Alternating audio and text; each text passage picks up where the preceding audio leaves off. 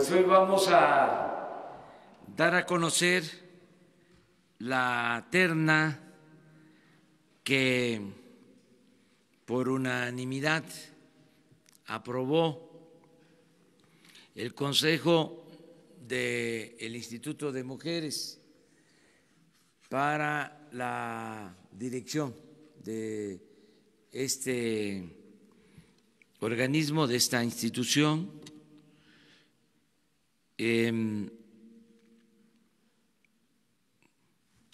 No sé si la licenciada les da a conocer el procedimiento y la terna también.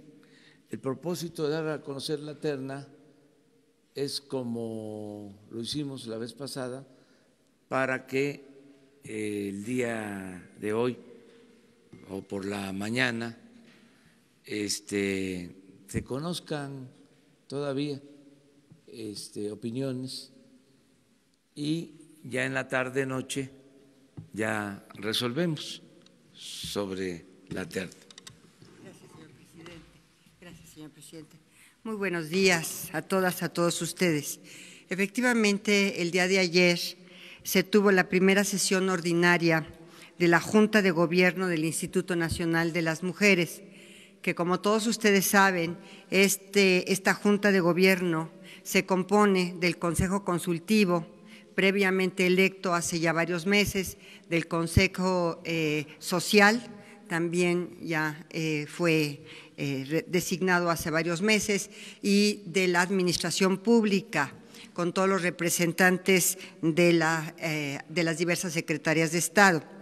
Yo quisiera compartirles que, desde luego, como es la instrucción del señor presidente, esta administración prioriza los procesos transparentes y fomenta la participación de todos los actores involucrados para tener objetividad y asegurar objetividad y buscar una representación democrática en cualquier decisión.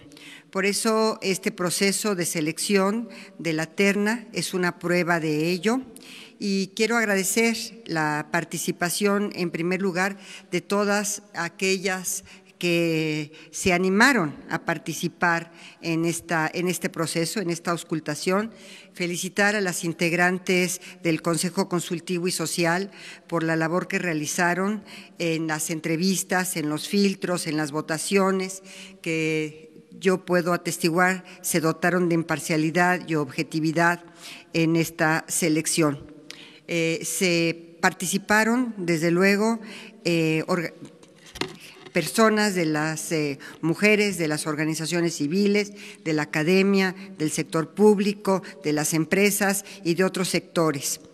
Y también yo quisiera decir que todas estas mujeres que participaron, todas, lo único que demostró fue el gran capital que tenemos de mujeres comprometidas con los derechos de las mujeres y con programas que pueden llevar a cabo la igualdad entre hombres y mujeres.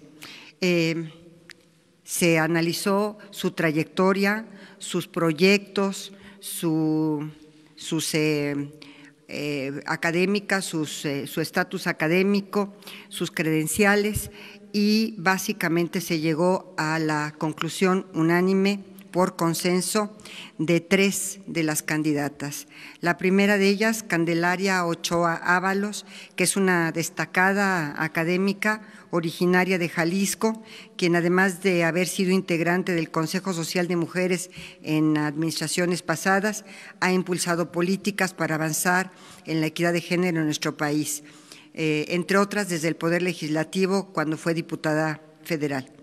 Patricia Olamendi Torres, que es una abogada de gran renombre y que ha promovido el mejoramiento de la calidad de vida de las mujeres, tanto en instancias nacionales como en instancias y organismos internacionales. Ejemplo de ello es el trabajo que ha realizado en el Sistema Interamericano para erradicar la violencia en contra de la mujer y su labor en la Procuraduría General de Justicia de la Ciudad de México. Y por último, la doctora Nadim Gassman, El trabajo de la doctora Nadine Gassman que ha realizado es en favor de los derechos de las mujeres, particularmente en relación a los derechos reproductivos de las mujeres, y ha sido reconocida internacionalmente. Ella es médico cirujano, especialista en derechos sexuales y reproductivos. Además, está ahorita precisamente también desempeñándose en la Organización de Naciones Unidas, en ONU Mujeres, en Brasil, como representante en Brasil. Muchas gracias. Muchas gracias. Pues esa es la terna y ya para la tarde-noche se toma la decisión que va a considerar la opinión del grupo de mujeres del Gobierno de la República que encabeza la licenciada Olga Sánchez Cordero. Ella va a deliberar con sí, es una decisión del presidente, pero yo voy a tomar en cuenta la opinión del grupo que nos ha estado ayudando en todo este proceso, el grupo que encabeza, coordina la licenciada Olga Sánchez Cordero. Bueno, esto se lo queríamos informar, es importante, todos estos procesos que se están llevando a cabo para tener instituciones con servidores públicos, mujeres y hombres capacitados y honestos, con principios. Ese es el propósito de todos estos procesos de selección. No hay influyentismo, no hay recomendados, que está buscando que sean los mejores, independientemente de sus posturas personales, ideológicas, políticas. Es el servicio público para todos. Siempre decimos que el gobierno tiene que atender a todos, no es un asunto de grupo, de partido, es la representación de la sociedad en su conjunto y eso es lo que estamos procurando. Muchas gracias, señor presidente. Pues si se sientan a esperar aquí, acompáñenme. Gracias. Ahora sí abrimos, estamos abriendo la sesión de preguntas y respuestas porque vamos a estar hoy por la tarde en Saltillo, Coahuila, para conmemorar el aniversario de la fundación del Ejército Nacional, del nuevo ejército. Y mañana vamos a estar en Monterrey, Nuevo León, la reunión de seguridad por primera vez la vamos a llevar a cabo en un estado de la República, vamos a llevar a cabo la reunión de seguridad en Monterrey, Nuevo León. Así lo vamos a hacer en todo el país. Periódicamente vamos a tener estas reuniones fuera de la Ciudad de México y también, terminando la reunión de seguridad, la conferencia, igual que esta, solo que mañana en Monterrey. Ya pasado mañana regresamos aquí.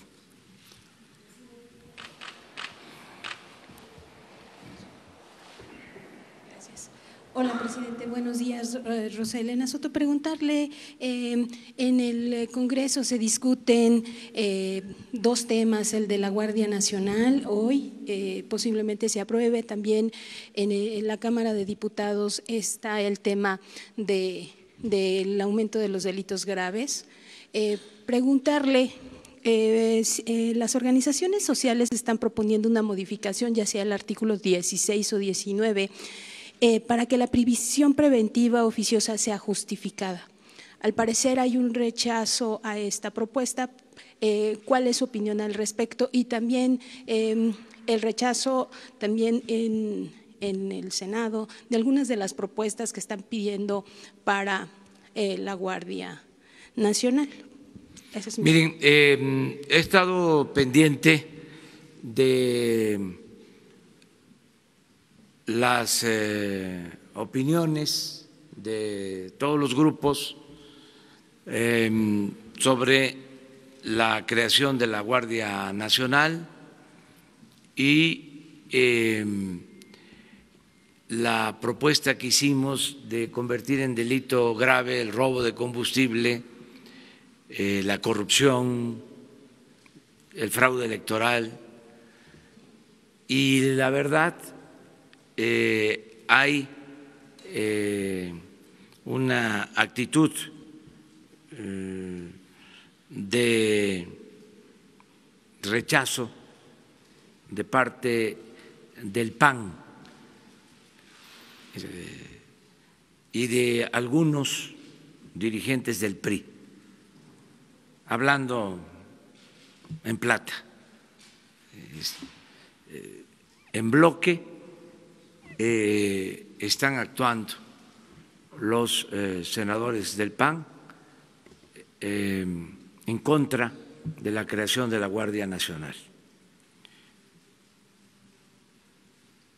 Ojalá y modifiquen esa actitud que no ayuda, porque se requiere de la Guardia Nacional. Tenemos un problema serio de inseguridad y de violencia que creció porque los gobiernos anteriores ni atendieron las causas que originaron la inseguridad y la violencia, es decir, no combatieron la pobreza, ni tampoco se ocuparon de garantizar la seguridad pública. Simularon que enfrentaban el problema de la inseguridad con operativos, pero todo en el esquema de la publicidad, de la detención de líderes de organizaciones delincuenciales sin que se atendiera el problema de la inseguridad. ¿Y por qué digo esto? Porque no se cuenta con policías ni con elementos suficientes para proteger a la población. El presidente de la República, de acuerdo a la Constitución, solo dispone de 20,000 efectivos para enfrentar el grave problema de la inseguridad y de la violencia. Y entonces hay una actitud partidista en el Senado, en la Cámara de Diputados, y existe esta oposición a la Guardia Nacional. Nosotros vamos a seguir haciendo nuestra labor, pero sí quería darlo a conocer, así, con toda claridad.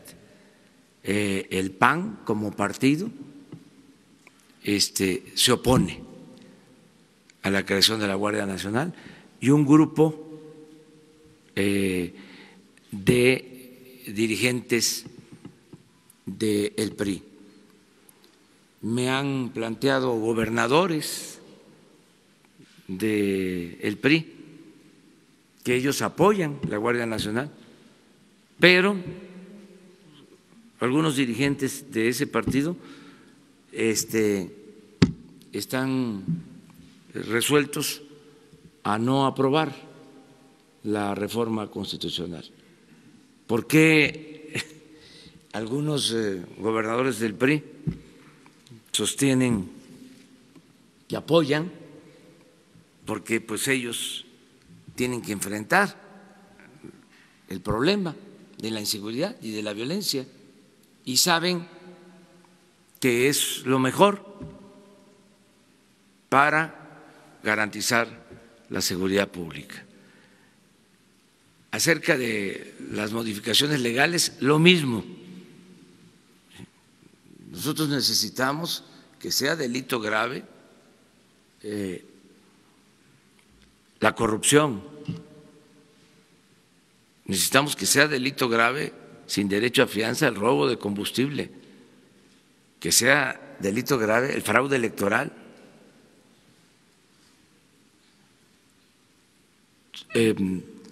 Y desde luego que somos respetuosos de lo que decidan los legisladores, pero vamos a hablar con claridad para que los ciudadanos sepan quiénes votaron a favor, quiénes votaron en contra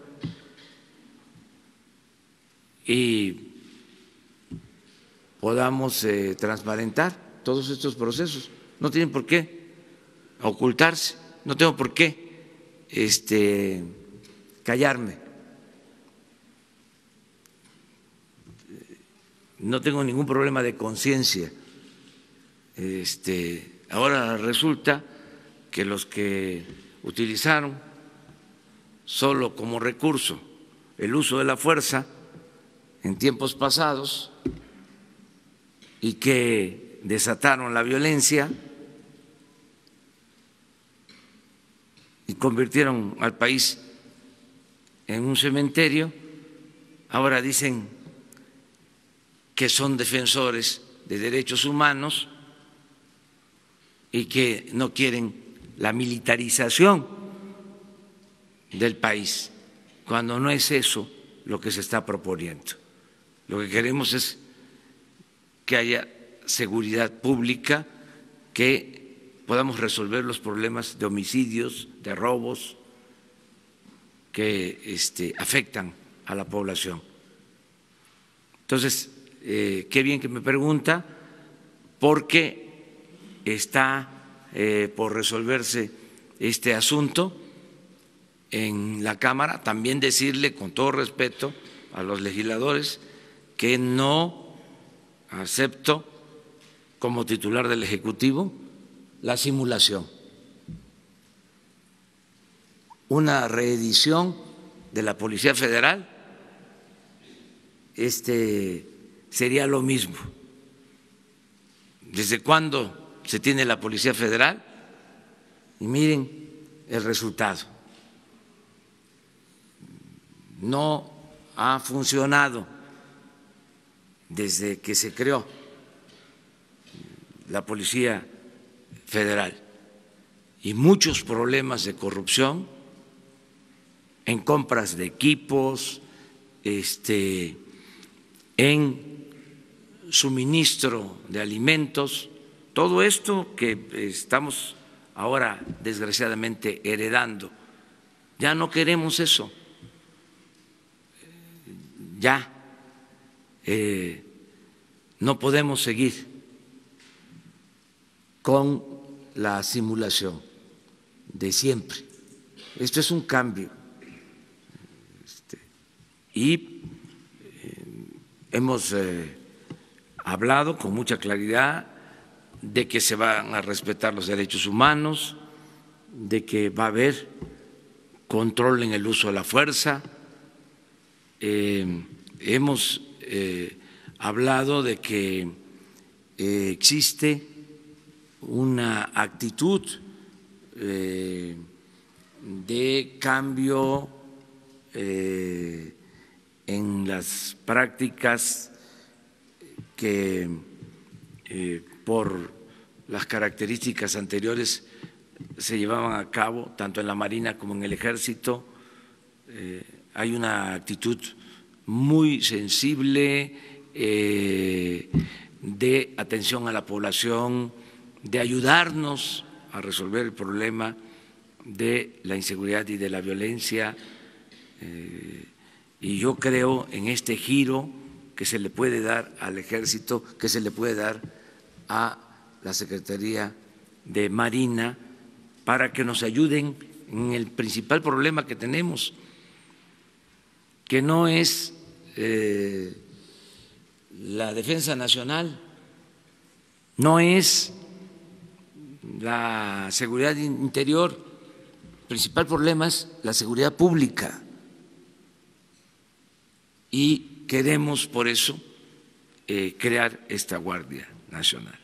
La siguiente pregunta, último, señor, sería, pues el jueves de la semana pasada hubo una marcha del ESME a la Secretaría de Gobernación en la que demandaban el respeto a los contratos hechos en sexenios anteriores y bueno, se hablaba de un contrato, se habla de que el ESME y la empresa generadora Fénix, que es parte de Mota Engil, tiene contratos por 25 años de compra. Señor, preguntarle si hay este tipo de contratos de 25 años para comprar energía para o si se van a replicar estos mismos contratos. Y la última pregunta también es del ESME. Hay en la extinción de Luz y Fuerza del Centro, todavía está en secrecía este archivo. En su sexenio se dará a conocer cómo fue el decreto de extinción de Luz y Fuerza. Sí, todo se va a transparentar y miren, para información, porque vamos a tener tiempo de revisar los contratos. Aunque parezca increíble, hay contratos para compra de energía por 40 años. Yo le pedí al director de la Comisión Federal de Electricidad que hiciera una revisión con la esperanza de que se vencieran en este sexenio para renegociar en beneficio de la nación, pero no, son contratos 30, 40 años hacia adelante. Entonces, cuando dice que les dieron un contrato de 20, de 25, pues así debe ser. Entonces, legalmente no se puede revocar un contrato solo que hubiese alguna causa justificada. Entonces, eso sí se está haciendo, básicamente. Y la transparencia, eso sí, de todo. No vamos a ocultar absolutamente nada. Sí, sobre el expediente, la transparencia del expediente de Luz y Fuerza.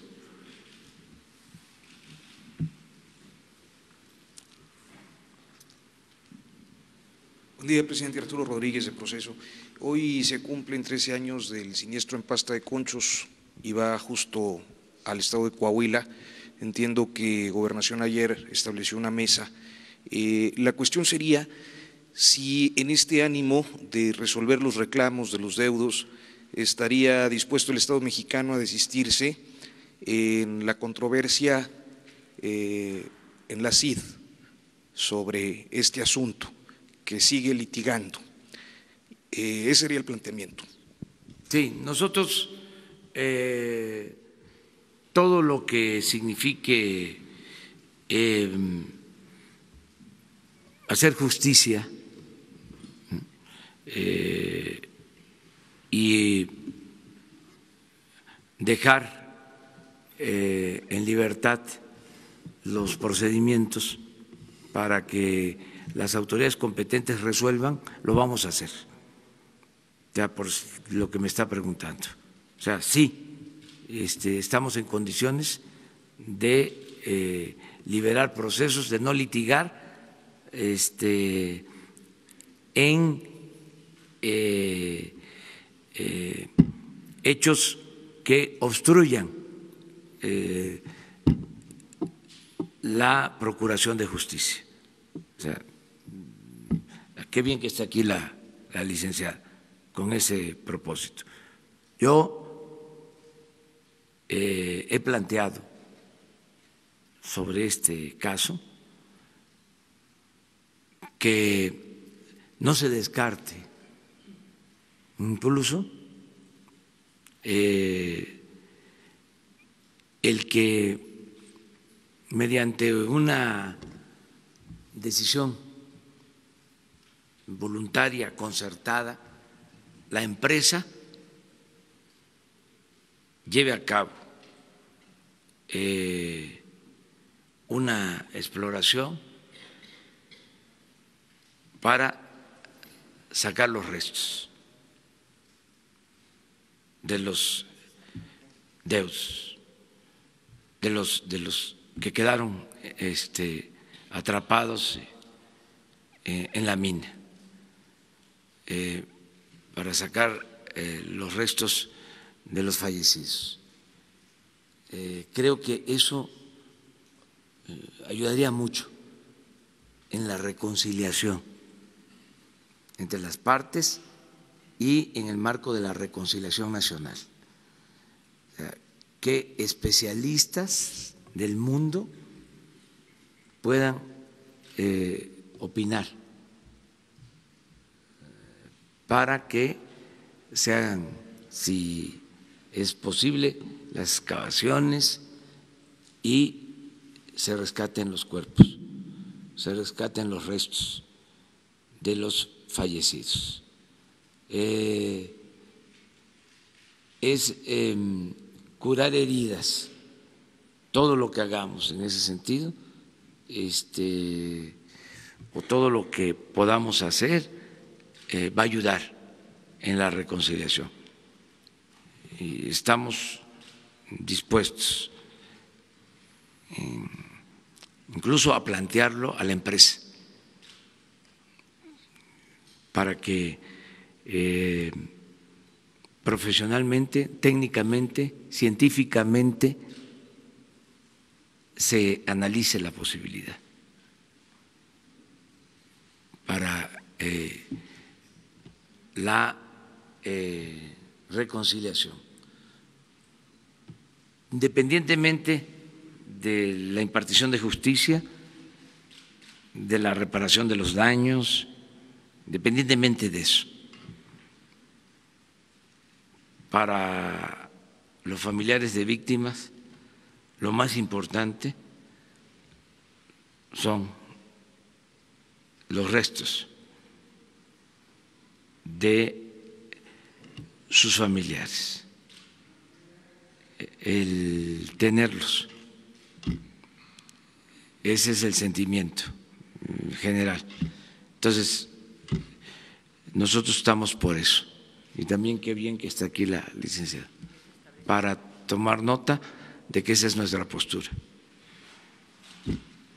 A ver.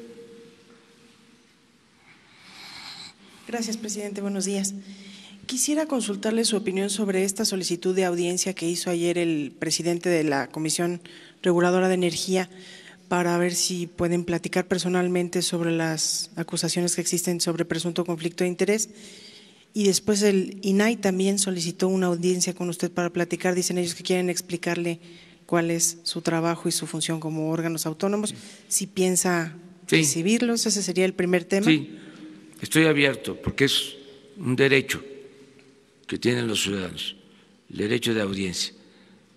Y los voy a atender, los voy a recibir. Nada más es un asunto de agenda, a ver cuándo puedo. hacerlo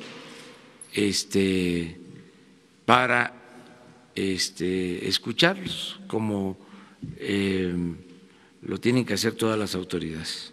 El presidente de la CRE asegura que hay una persecución política en su contra por haber realizado críticas a las ternas que usted propuso al Senado. Eso no, ya teníamos, y él lo sabía, las pruebas de que hay conflicto de interés. O sea, antes de que él criticara las ternas, yo puedo probar que ya se tenía la investigación. Incluso puedo hasta pensar que por eso criticó las ternas, porque ya sabía de que existía una investigación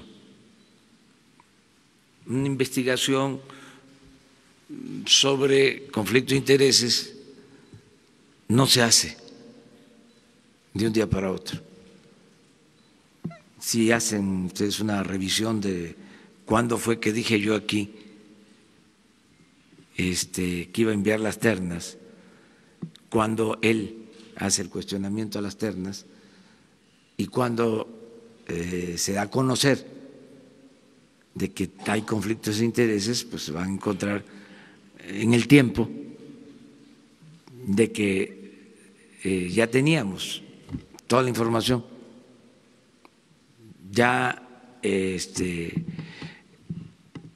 Inteligencia Financiera tenía el expediente y yo tengo, ya se los he dicho, como criterio que cuando me presentan un expediente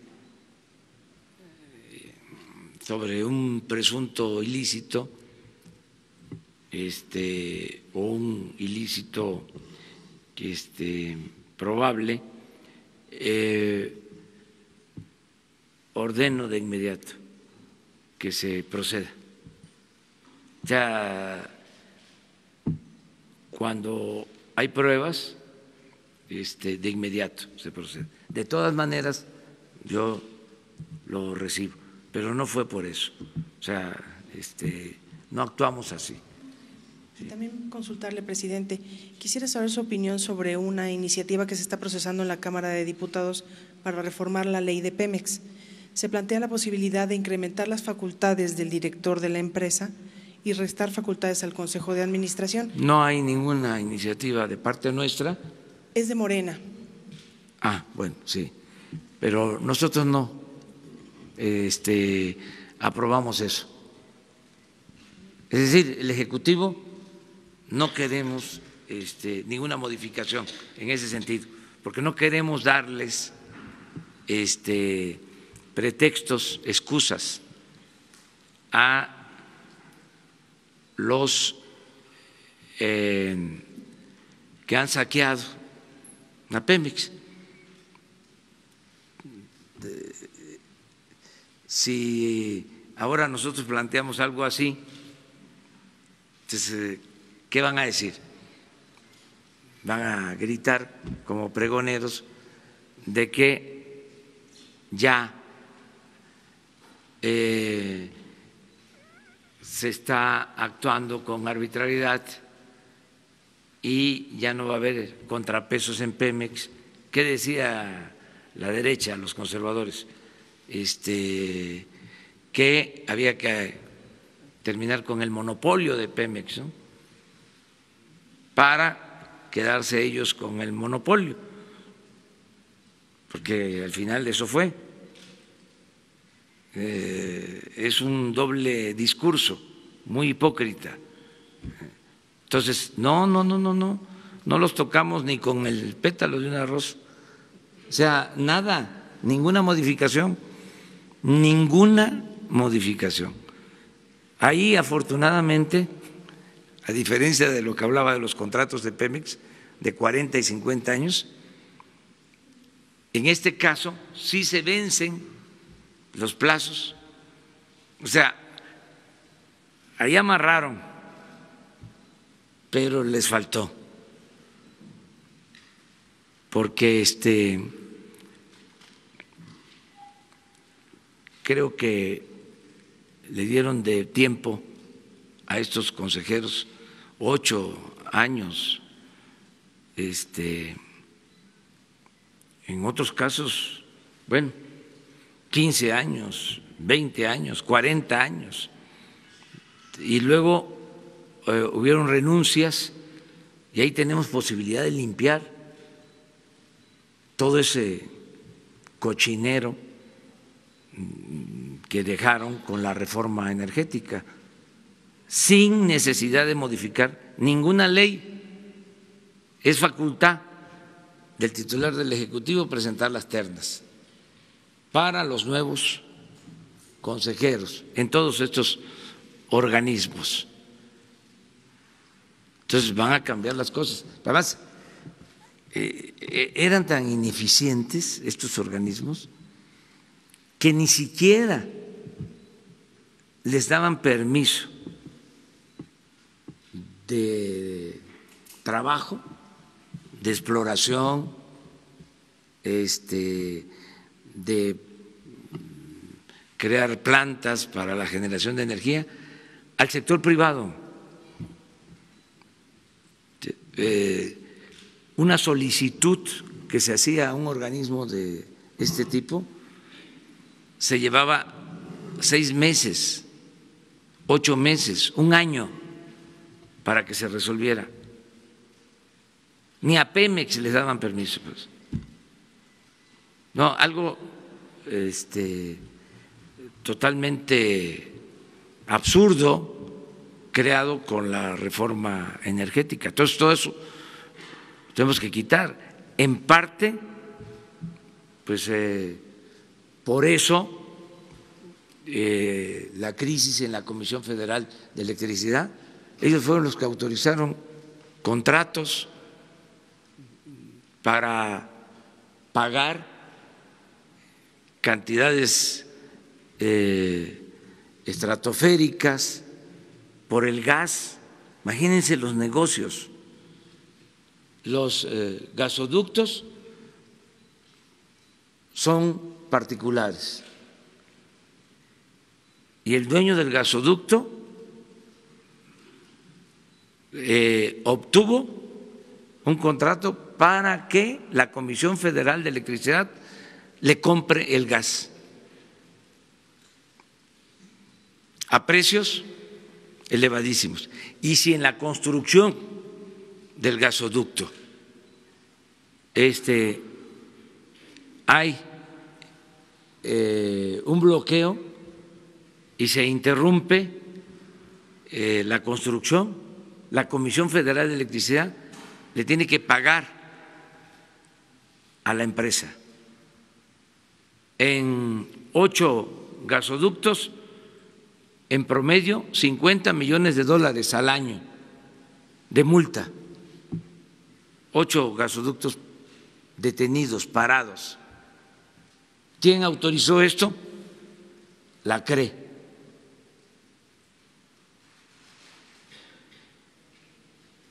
¿Cómo licitaron? ¿A qué empresas les dieron estos contratos? ¿Dónde estuvo la transparencia? Entonces, todo esto es lo que estamos ahora revisando. No hace falta, y sería darles un pretexto para decir gobierno autoritario, no toma en cuenta a los expertos, a la sociedad civil. La sociedad civil que antes era pueblo, nada más que ahora ya se apropiaron de la sociedad civil. Yo no conozco gente de la sociedad civil, de veras, muy pocos, de izquierda.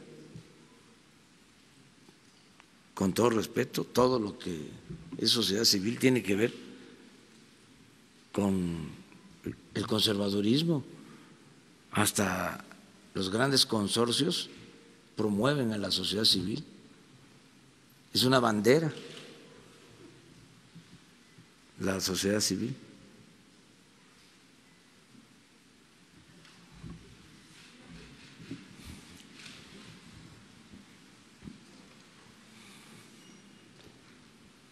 Buenos días, señor presidente. Buenos días, secretaria. Alejandro Lelo de la Rea, Grupo Cantón. Presidente, preguntarle, el fin de semana vimos un muy fuerte apoyo del gobernador de Sinaloa y del gobernador de Durango a la Guardia Nacional.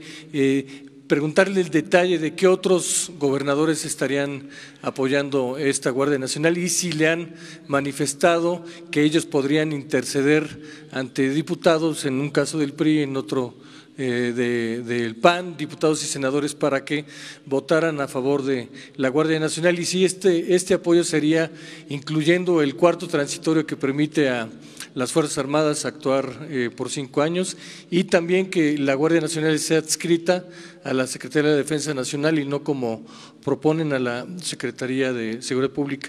Y la segunda pregunta, presidente, data de 2000, en aquel año para financiar la campaña de Francisco Labastida, desviaron recursos de Pemex vía el sindicato petrolero. Después se les sentenció a hacer ese pago, esa devolución del dinero a 31 años. Van a terminar en 2031 de devolver ese dinero, son 1.580 millones de pesos. Esos recursos, acusa la oposición del sindicato, que están saliendo de las cuotas de los trabajadores de Pemex. ¿Usted tiene conocimiento de ello y también tendría conocimiento de que sí se está pagando esta deuda? Bueno, acerca de lo primero, la mayoría de los gobernadores del PRI ha expresado su apoyo a la Guardia Nacional. Ayer hubo una reunión con la secretaria de Gobernación y eso expresaron. Todos los gobernadores. ¿Cuántos? Todos los gobernadores del PRI. La única que no estaba presente era Claudia, porque estaba fuera de México. La gobernadora de Sonora. Sí, pero sin embargo, tengo información que algunos senadores, no voy a mencionar nombres, pero sí estoy informado. Nada más les recuerdo de que ya no está el CISEN, pero el presidente tiene información.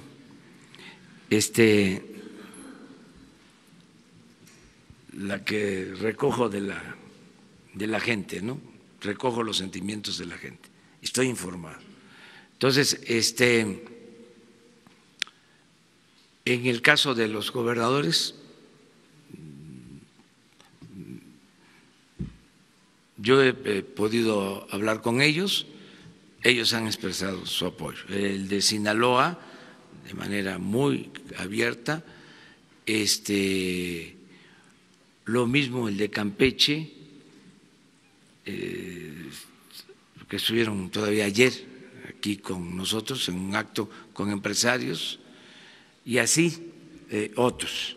Con ese cuarto transitorio y que dependa de la Sedena. Sí. Es que además, miren, en La Laguna había un problema serio de inseguridad y de violencia, es de dominio público. Se creó un sistema de seguridad con la Policía Militar para La Laguna, que atiende en la parte de Durango y de Coahuila, y fueron muy buenos los resultados, son buenos los resultados, se redujo la incidencia delictiva. Entonces, esto mismo me lo expresó el gobernador de Durango, que aún perteneciendo al PAN, dice, es que esto es lo que nosotros necesitamos. Pero el PAN está viendo esto como un asunto político. Quieren ellos utilizar esto como bandera para enfrentarnos políticamente hablando. Entonces, es legítimo, nada más que fuera máscaras. O sea, vamos a aclarar las cosas porque estamos hablando de la seguridad de los mexicanos. Nos podemos pelear en otras cosas, hay varios campos, además somos distintos, diferentes. O sea, yo vengo de un movimiento liberal y yo sostengo, es mi punto de vista, lo digo con todo respeto, que ellos son conservadores y cada quien que tome su camino. Pero en esto hay que ser muy claros, porque se trata de la seguridad pública y considero que ellos no tienen autoridad moral para estar sosteniendo que nosotros queremos usar la fuerza para resolver el problema, cuando la estrategia que estamos aplicando es exactamente opuesta a lo que ellos llevaron a cabo y que produjo este desastre de inseguridad y de violencia, de asesinatos, de desaparecidos. Entonces, es muy hipócrita, pues, esa postura. Y por eso, pues, como me lo preguntan, lo explico. Ojalá y los gobernadores, que son los que tienen que enfrentar el problema, porque son las autoridades, opinen sobre esto. ¿Qué van a solicitar el ejército para sus estados si no puede constitucionalmente el ejército intervenir en temas de seguridad? ¿Vamos a estar simulando? ¿Por qué no se revisa esto, se analiza y se resuelve legalmente? Entonces, ese es el tema. Acerca de lo del sindicato, no tengo toda la información, la voy a solicitar para ver en qué términos está lo de la devolución de ese dinero, a ver si tiene que ver con el gobierno o es un dinero del sindicato, que son cosas también distintas. Gracias.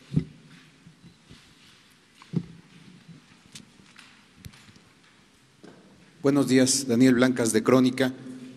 Primero, presidente, comprometerlo, hacerle una petición a que en los días posteriores nos pueda mostrar los nombres o detalles de los contratos que refiere de 40 a 50 años para que al menos la opinión pública lo conozca y pueda hacer un contrapeso en ese sentido. Y dos preguntas, presidente. Tenemos información de que le fue presentado un reporte o tiene usted referencias respecto a las irregularidades en las que se fincó la investigación del caso Tlahuelilpan. Se cumplió ya un mes de la tragedia, usted ha referido que es pues uno de los, quizá el momento más doloroso que ha vivido su gobierno, pero preguntarle cuál es la reflexión respecto a esto que le ha sido informado de que las investigaciones sobre el caso Tlahuelilpan fueron irregulares, no se cuidó la cadena de custodia, los indicios. Esta reflexión. Y segundo, aprovechando que está aquí la secretaria de Gobernación, hemos estado en comunicación con integrantes del Colegio del Notariado Mexicano. Es un tema que ya se ha referido de manera somera en las conferencias, la propia secretaria lo ha hecho, pero hay información en el sentido de que se están vendiendo como si fueran locales de venta las notarías en cifras millonarias, 15 millones, 20 millones de pesos, y que se están utilizando las notarías para evadir cuestiones fiscales, para hacer, usted sabe que una de las tareas de las notarías son la retención, el cálculo de los impuestos, y se están utilizando precisamente para desviar estos fondos. ¿Cuál es la estrategia? Sabemos que también hay leyes que están en curso, pero ¿cómo se va a frenar esta situación de las notarías? ¿Hay alguna estrategia? ¿Pueden intervenir los órganos de inteligencia del Estado financieros para que esto no siga ocurriendo? Miren, en el caso de Hidalgo, desde luego, ¿no? Es un tema muy doloroso, aunque pase el tiempo, esto nos afecta mucho por la pérdida de vidas humanas. No tengo ninguna información, es decir, no me han presentado ninguna investigación. No, pero que le han referido que la investigación no se hizo como se tenía que hacer. No. Lo que nos han dicho de enviados de la Secretaría de Gobernación, precisamente. No, no es cierto. O sea, no hemos tratado este tema en las reuniones que tenemos de seguridad. O sea, es lo que se conoce y lo que tiene como investigación la Fiscalía General, nada más. O sea, no se ha presentado un informe al interior del gobierno, del Gabinete de Seguridad, no tiene ningún informe sobre posibles irregularidades, omisiones, ¿sí?, o errores cometidos. No existe ningún documento sobre esto. ¿Ni siquiera referencias verbales, presidente? No, ni siquiera referencias verbales. Se atendió todo el problema, el asunto doloroso, repito,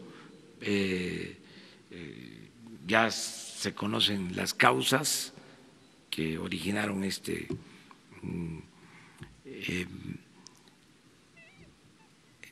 grave daño, esta tragedia, pero no hubo una investigación al interior particular sobre acusaciones de negligencia, de desatención, de errores cometidos. No existe eso. Lo segundo, sí vamos a presentar aquí los contratos que se suscribieron. Esto tiene como su origen la utilización de una ley secundaria violatoria de la Constitución desde 1992. Empezaron a entregarse los contratos para el suministro de energía eléctrica y para que empresas particulares vendieran energía eléctrica a la Comisión Federal de Electricidad, hasta llegar a la situación en que nos encontramos, que la mitad de la energía eléctrica que se consume la compra la Comisión Federal de Electricidad. Después de ser autosuficiente, después de producir toda la energía eléctrica que consumimos, pasó a ser dependiente de estas empresas que le venden energía eléctrica a la Comisión Federal de Electricidad, hasta con pago de subsidio y por contratos en donde se establece el pago de esos subsidios y con duración de 40 años. O sea, todo esto claro que lo vamos a transparentar. Acerca de los notarios públicos, pues aquí la licenciada les va a informar. Tenemos que legislar. Esa sí es una propuesta, hicimos un compromiso en ese sentido, porque independientemente de lo que esté sucediendo ahora, lo que ha pasado siempre ha sido vergonzoso, por decirlo menos. Cada gobernador que termina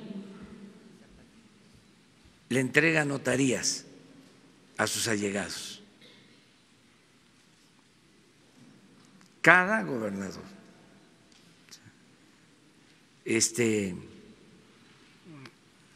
Aquí en la Ciudad de México, afortunadamente, por la Asociación de Notarios, esa práctica no se realiza, o al menos cuando yo estuve de jefe de gobierno no entregué ninguna notaría.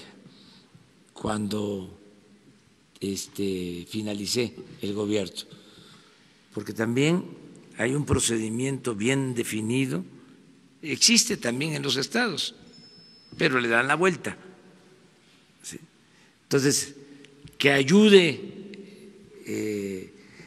esta pregunta para que se erradiquen esas prácticas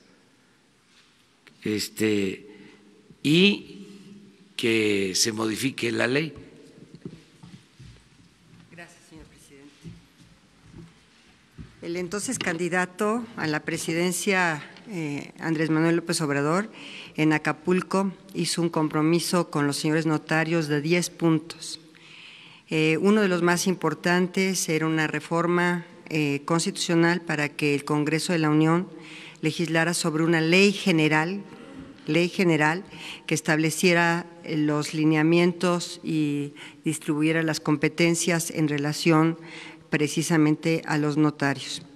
Yo quiero decirles que antes de abandonar el Senado de la República, yo presenté esta iniciativa de reforma constitucional para que todas las legislaciones de los notarios se homologaran a estos principios básicos y fundamentales.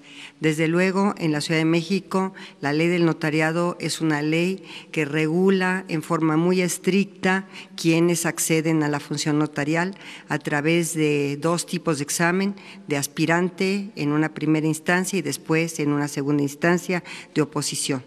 Y por eso el notariado de la Ciudad de México tiene tanto prestigio en todo el mundo en relación a la capacitación, a la seriedad y a la honestidad de los notarios. Sin embargo, si hay algunas situaciones de actos ilícitos por parte de los notarios, de desviación de impuestos retenidos o cualquier otra conducta que implique la comisión de un delito, por supuesto que las denuncias ante las diversas procuradurías, si es un impuesto federal, estará a cargo de la Fiscalía General, si son impuestos locales, a cargo de las fiscalías de los diversos estados, de las diversas entidades federativas, pero desde luego se presentarán las denuncias penales correspondientes.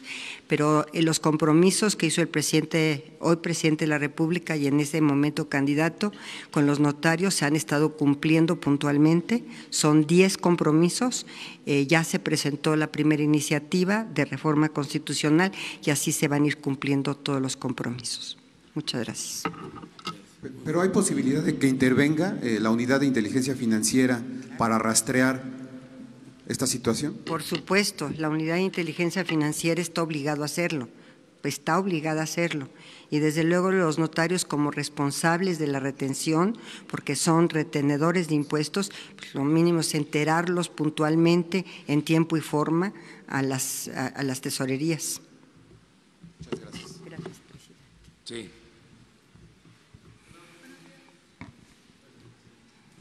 Ustedes 3.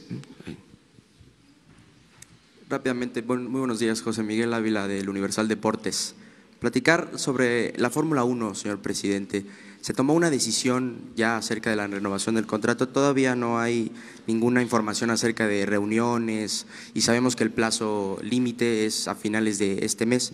En segunda instancia, acerca de la NFL también, señor presidente, el contrato que ya se tiene firmado, ¿se va a respetar a cabalidad? ¿Se van a hacer los pagos que están establecidos o se piensa también renegociar esa parte? Y también acerca de la NFL, usted cuando se reunió con el comisionado Roger Goodell platicó acerca de creación de escuelas de fútbol americano en México. ¿También hay un avance en este sentido? Muchas gracias. Sí, mire, lo que ya está contratado se respeta. Ese partido que quedó pendiente en el caso del fútbol americano se va a realizar. Ese fue el acuerdo, porque ya existía un contrato, si se revocaba se tenían que pagar multas, daños, y se decidió pues llevar a cabo esta actividad en este año, 2019. No sé cómo estén los contratos de Fórmula 1, si no están firmados ya no vamos a poder, porque en algunos casos estos eventos se financiaban con el fondo del fomento al turismo, y ya ese fondo está comprometido para la construcción del Tren Maya. Entonces no sabemos en qué situación están estos contratos, los vamos a revisar. Vamos desde luego a seguir apoyando todos los deportes, pero con austeridad, sin que haya excesos, sin derroche.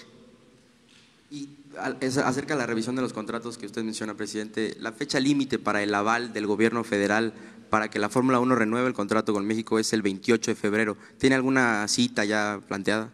Pues si no implica dinero, yo avalo, estoy de acuerdo. O sea, el asunto es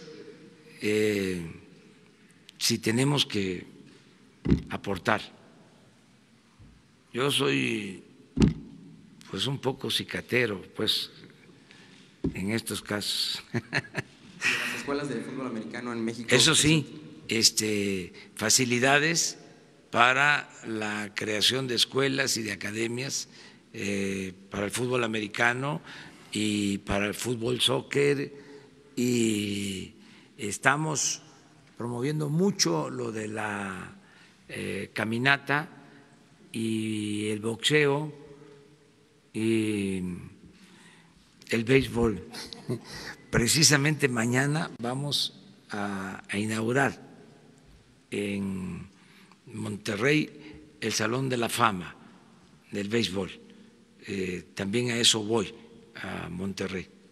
Entonces todo lo que es deporte se va a impulsar, y estuve muy pendiente de el juego, ¿sí?, del clásico de aquí de la capital, y le estoy dando a muchos abrazos y apapachos a los que le iban a la América, pero así es esto, o sea, se gana, se pierde, o sea, lo importante es seguir adelante.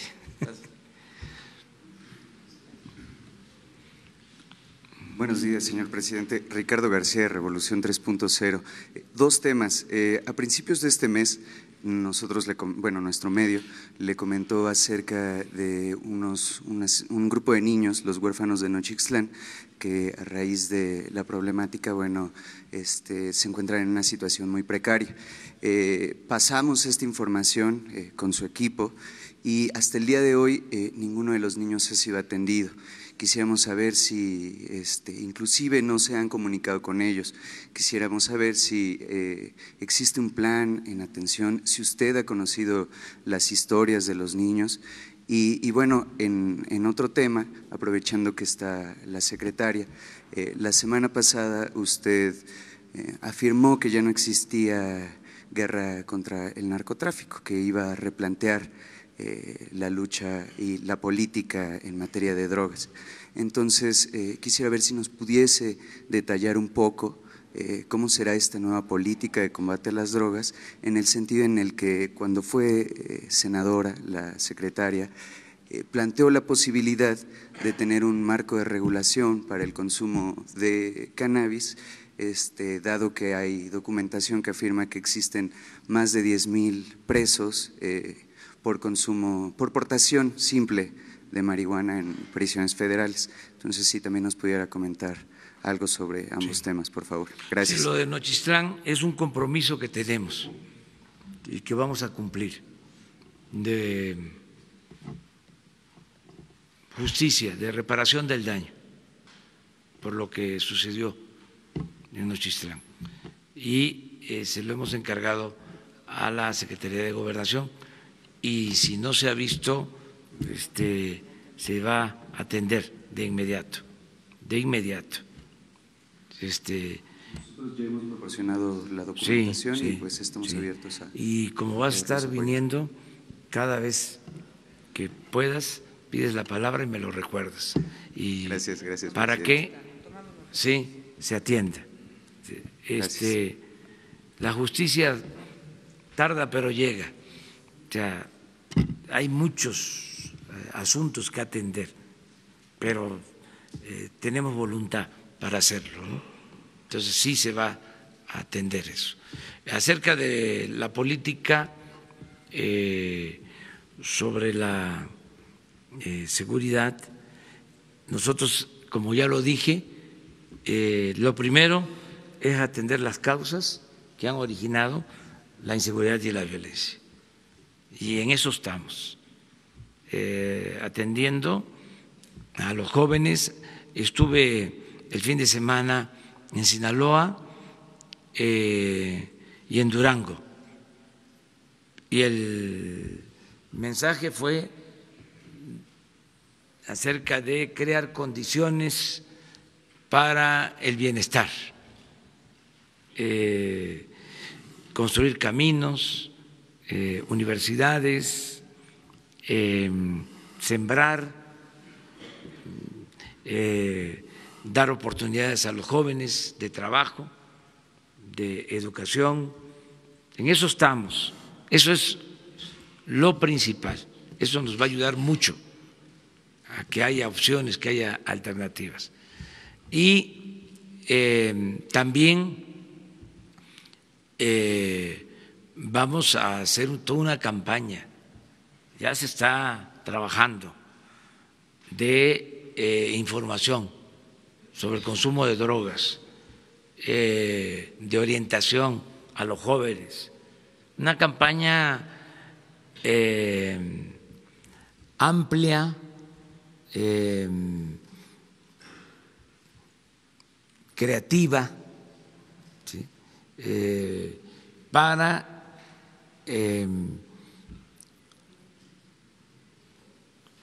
conmover y crear conciencia en los jóvenes, para no caer en el vicio de las drogas, sobre todo de las drogas que son fatales, drogas que destruyen, ¿sí? Que causan la muerte de jóvenes, algo que es muy doloroso. Y al mismo tiempo, sí, vamos a revisar lo del consumo de drogas, vamos a decir, no dañinas, no tan adictivas, tan peligrosas. Sí, esto nos ayuda también a conseguir la paz. Entonces, ¿sí hay cabida en su sexenio para implementar un marco de regulación para el consumo de marihuana? Nada más que primero atender las causas. O sea, primero el crear oportunidades de trabajo, de bienestar, atención a los jóvenes, ¿sí? Que no se vean obligados los jóvenes a tomar el camino de las conductas antisociales. Primero eso, primero que haya bienestar, primero que haya oportunidades para los jóvenes, para todo el pueblo, primero, y al mismo tiempo lo preventivo, de información. No hay una campaña en ese sentido en el país. Incluso lo queremos hacer nosotros porque lo vamos a pedir respetuosamente al gobierno de Estados Unidos para que ellos atiendan a los jóvenes de Estados Unidos. De las dos formas, que los jóvenes de Estados Unidos tengan opciones, tengan alternativas, tengan oportunidades, que no sean marginados, que no sean discriminados y que al mismo tiempo haya una campaña en Estados Unidos de orientación a los jóvenes, que no existe. ¿Mexicanos o jóvenes en general? No, en general. Okay. O sea, ¿por qué? Dice, ¿qué tiene que ver Estados Unidos con nosotros? Mucho en este tema, porque crece el consumo en Estados Unidos y crece el tráfico.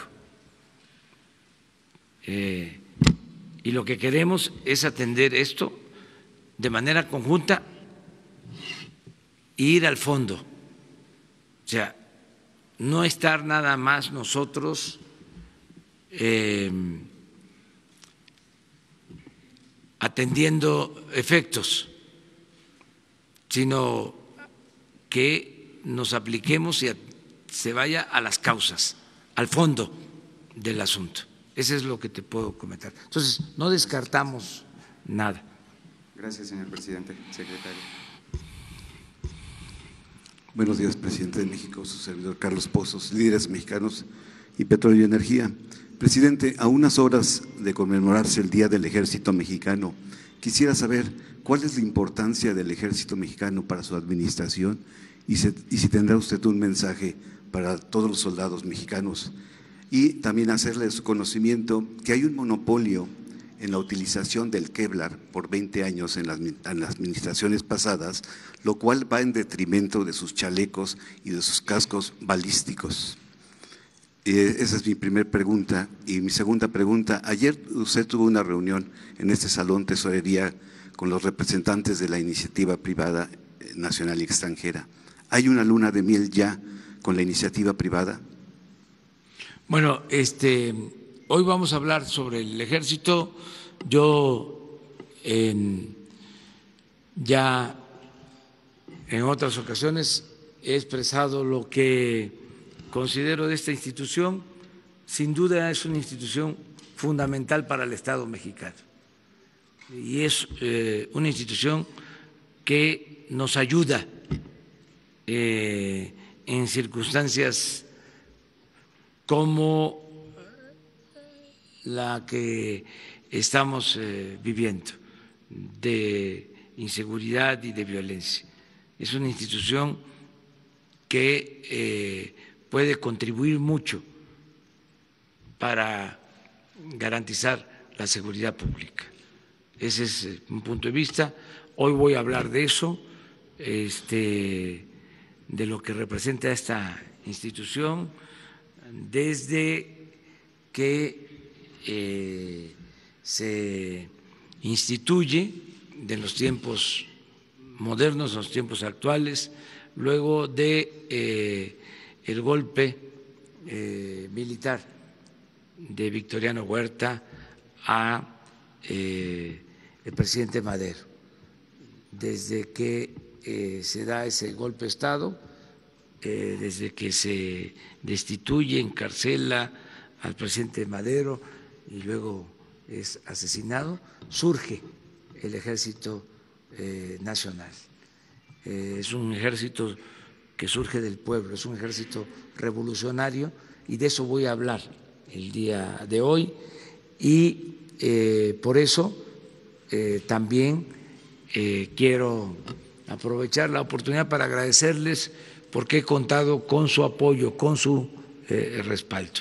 Acerca de estos contratos vamos a indagar, vamos a tener resultados y el acto del día de ayer con la iniciativa privada fue muy bueno, hay el compromiso de trabajar juntos para lograr que el país tenga crecimiento económico, que no ha habido crecimiento económico en todo este periodo, o ha sido muy raquítico el crecimiento económico en México.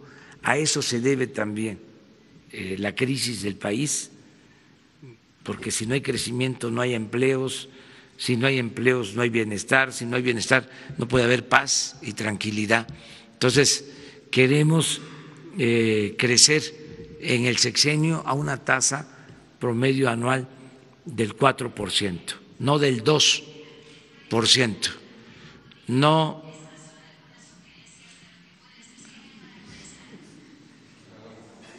Usted no se preocupe.